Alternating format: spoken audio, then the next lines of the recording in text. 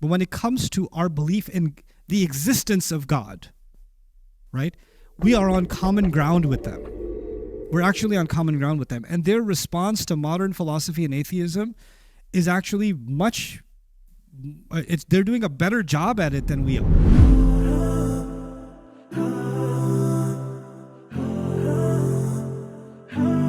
Can you give me some advice?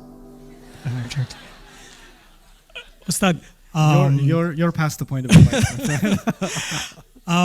so talking about the atheists specifically, as far as this ayah went, and the rejection, right?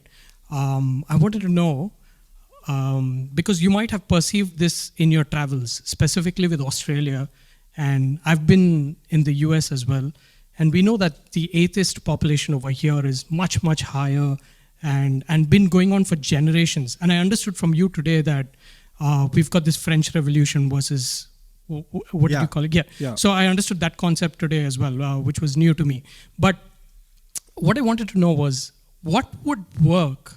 Like, for example, I've observed that when speaking to atheists or agnostics, they love the feeling of the appreciation of family that we have as Muslims, right? And from your observation, I want you to tell us specifically if you know of something that, atheists are completely, what do you say, they're very excited when they hear about Islam, specific aspects about Islam.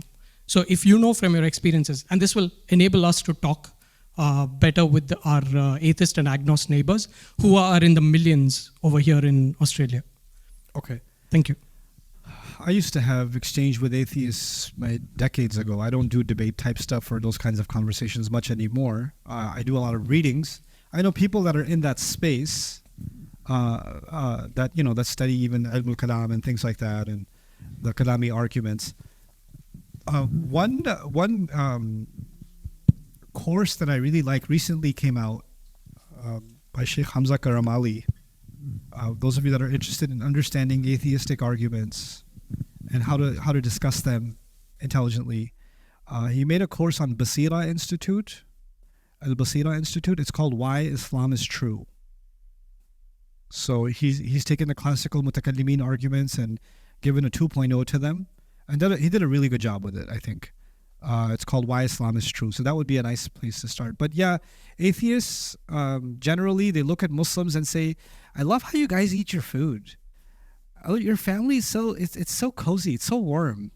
And they'll say all these things like, I'll tell you, at some level, I find it condescending. Because, Europeans and Americans, whoever, you know how they make like Discovery Channel documentaries of animals? And they have the cameraman in the distance. Here we have the leopard, perched in the deep grass. And he's off. And, remarkable, the work of nature. They'll have those. And then they'll have like, oh, here we have the Muslims and their culinary arts. And the marvelous architecture of these mosques. And they'll, and the family life. Sitting on the floor with humility.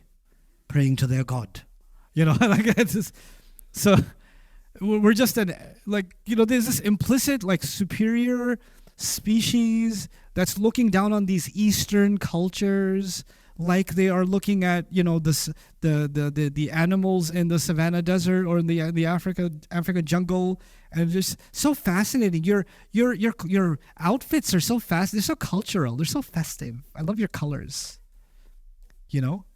And your recitation is so beautiful. It's so cool. Can we play that in our World Food Fest? Right. And Muslims are like, hey, they like our biryani.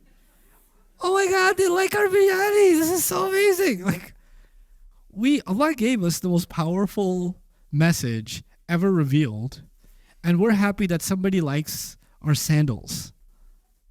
Or our, So we buy into that, and I don't think that we need to pander to their interests so much, but we should be presenting our ideas intelligently, and which is why I think in the modern age, studying people like Iqbal becomes all the more important, because I know young people are studying Islamic theology and they're studying Aqidah, and they're studying Aqidah writings from a few centuries ago, right? But more recent writers on Islamic theology, like Iqbal, have done some absolutely incredible work, and it never met the light of day because they're not considered traditional sources of knowledge.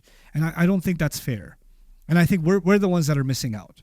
Also, it's really important, in my opinion, for those of you that are interested in this space to study what Christians have been doing in terms of theology. I was going to talk about this tomorrow. I'll tell you just a hint about it today. We are different from the Christian religion and the Jewish religion completely. But when it comes to our belief in the existence of God, right, we are on common ground with them.